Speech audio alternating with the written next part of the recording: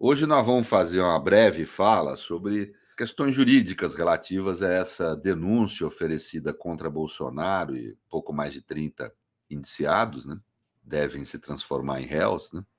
O Ministério Público ofereceu uma denúncia com base no relatório do inquérito policial que há pouco tempo atrás foi divulgado e que imputa crimes graves a esse pessoal, né? Crimes de tentativa de golpe de Estado, de abolição do Estado Democrático de Direito, de crime de organização criminosa armada, danos ao patrimônio público, etc. Então, ao todo 5 crimes imputados.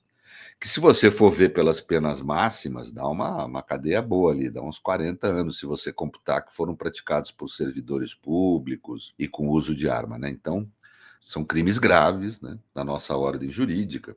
É muito difícil para um sujeito de fora do caso, que nem eu, fazer uma análise muito profunda sobre o processo. Isso porque o processo até agora envolve o inquérito, que é um monte de papel, um monte de provas, etc. Um relatório da PF que sintetiza esse inquérito e que tem 800 páginas. Aliás, eu devo dizer, um dos melhores relatórios policiais que eu já vi, um relatório que traz indícios probatórios muito fortes, obtidos de forma científica, de forma racional, portanto, a forma própria de agir de uma polícia na democracia, sem espetáculos, sem opressões, sem coações, etc., né?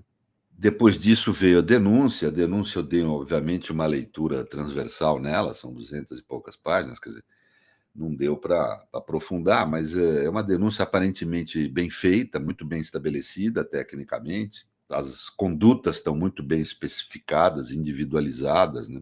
Não há nada de inépcia, andaram falando isso, isso é discurso fácil de defesa, não é uma realidade, né? E traz indícios probatórios, eu diria que superiores ao que você observa normalmente na média dos processos crimes, como suficientes para gerar a aceitação da denúncia.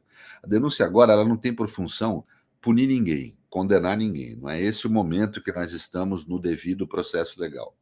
O momento agora é dela ser aceita pelo judiciário, para poder gerar um processo crime. E aí, no correr desse processo crime, a tarefa do Ministério Público, que é dotado de uma parte dos melhores quadros jurídicos do país, vai ser demonstrar a materialidade do delito e a autoria. Para mim, pela leitura que eu fiz do relatório da Polícia Federal, a materialidade do delito está mais do que demonstrada, mais do que comprovada em abundância. Há uma abundância probatória de que existiu no Brasil uma organização criminosa que tentou realizar um golpe de Estado no país. A questão agora maior, na minha opinião, é demonstrar a autoria de cada um daqueles indiciados. Isso não é uma tarefa fácil, é um empreendimento que o Ministério Público vai ter que se esforçar depois da denúncia ser aceita. Eu creio que ela vai ser aceita. Já há um debate, um pequeno incidente no processo que é relativo a qual a instância dentro do STF que é competente para conhecer do processo. O relator do processo, ministro Alexandre, destinou a primeira turma, o que não é ilegal, porque houve uma reforma no regimento interno do Supremo dando esse tipo de destinação a processo dessa natureza, mas há um debate consistente, travado por alguns ministros, é o que falam, de que, pela importância do caso, o relator poderia, e ele pode, destinar ao plenário. Pode ser que haja algum recurso em relação a isso e o plenário acabe trazendo para ele a decisão do processo, né? Então, talvez haja algum debate sobre isso aí, vamos ver. É isso, quer dizer, não dá para se falar até agora que ninguém ali é culpado. Por quê? Porque não houve defesa. A gente pode falar que é culpado porque nós sabemos, e falamos isso como um papo informal. Mas no plano do direito, não. No plano do direito, nada há de culpa antes da defesa, não há nem prova no sentido constitucional estrito da expressão prova, antes da defesa se manifestar sobre uma determinada prova produzida. Isso, a meu ver, eu sei que não é esse o entendimento de todas as pessoas que estudam e tratam com direito constitucional e direito penal, mas é o meu. Eu tenho uma visão muito rigorosa dessa questão dos direitos e garantias nesse aspecto. A prova, para ser constituída como prova no sentido jurídico da expressão, não no sentido corrente da expressão, tem que passar pelo crivo da defesa. O Bolsonaro tem os advogados lá, o doutor Cunha Bueno e o doutor Celso Vilar, que são excelentes advogados.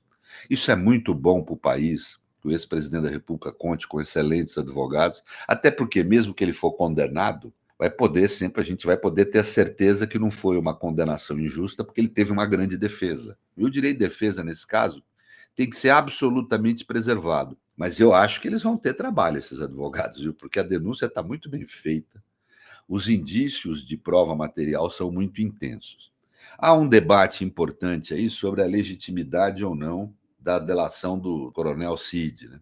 A delação, para mim, em princípio, ela é legítima, mas precisa ver, porque ela foi vacilante mesmo. Ela tem fragilidades na forma como ela foi realizada. A defesa, já no discurso público da defesa pouco interessa para o processo.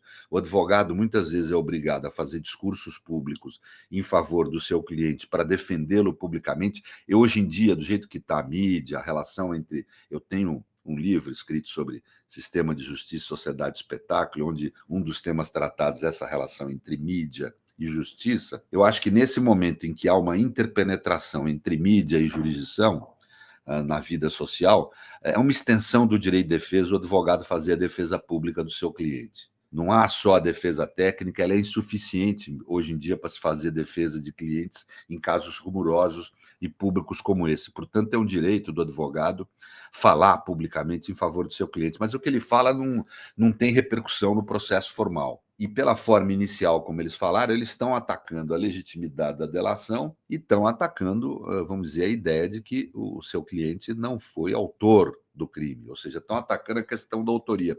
Eles sabem que é infrutífero querer negar a existência de uma organização criminosa que tentou golpe no Brasil. É infrutífero porque há muita prova disso. Agora, eu queria lembrar, a maior parte das provas que estão no processo não dependeram da delação de Cid. Portanto, elas vão ter validade independentemente da legitimação ou não da delação de Cid. Mas eu creio que o Supremo tende a legitimar e aceitar a delação do Cid. É que ela não tem, para mim, a importância que a imprensa tem dado no todo do processo. Esqueceram de tratar de outras provas importantes que tem ali no inquérito e no relatório. Acho que, com todo o respeito que eu tenho pelos jornalistas do Brasil, são os titulares de uma importante função na democracia privada, mas relevantíssima para a democracia. A realidade é que eles precisam fazer um pouco a lição de casa e ler um pouco aquele inquérito, se debruçar um pouco sobre o que foi posto para poder, vamos dizer, direcionar as notícias para um equilíbrio maior, né? Vamos aguardar o que vai acontecer, mas eu diria que é um momento de comemoração. Por quê? A história brasileira é uma história cheia de golpismo. Mas pela primeira vez você vê militares, políticos, ex-presidente da República, vamos dizer, processados numa tentativa de golpe, dessa forma como nós estamos fazendo, no interior de um regime democrático, no interior de um processo jurídico, né? Houve outros tipos de sanção à tentativa de golpe, mas não por processos judiciais, né? De uma forma democrática. Nunca houve no Brasil a democracia reagindo à tentativa de golpe. Isso é para comemorar. Não há dúvida que houve uma organização criminosa que tentou golpe no Brasil e, de uma forma ou de outra, sendo quem for autor dessa tentativa de golpe, a realidade é que vai ter gente punida aí, e isso é muito importante para a nossa história, não por punir, para deixar claro que a sociedade brasileira, para as próximas gerações, não aceita violências contra a democracia, a Constituição e os direitos. Muito obrigado pela atenção de todos, até a próxima.